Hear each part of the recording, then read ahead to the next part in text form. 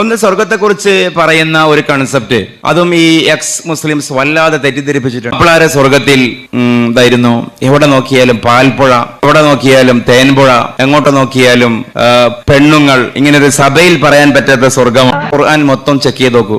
ഖുർആനിൽ സ്വർഗത്തെക്കുറിച്ച് പറയുന്ന ധാരണ എന്താ അറിയോ?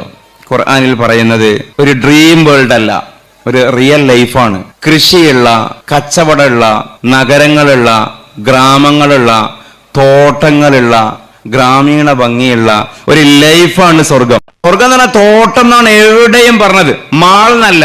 സ്വർഗം എന്ന് പറയുമ്പോൾ നമ്മുടെ മനസ്സിലേക്ക് പെട്ടെന്ന് കയറുക ദുബൈ മാളൊക്കെയാണ്.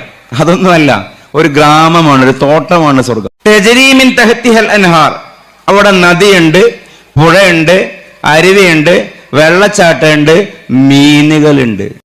ഇവിടെ കൊണ്ടുപിടിച്ച ഒരു ഫേക്ക് ക്യാമ്പയിനാണ് മാപ്പിളാര് പറയുന്ന സ്വർഗത്തിൽ ഇടത്തോട്ട് നോക്കിയ പാലിന്റെ പുഴ, വലത്തോട്ട് നോക്കിയ തേനിന്റെ പുഴ, മുമ്പോട്ട് നോക്കിയാൽ മാറു തുറന്ന പെണ്ണുങ്ങൾ.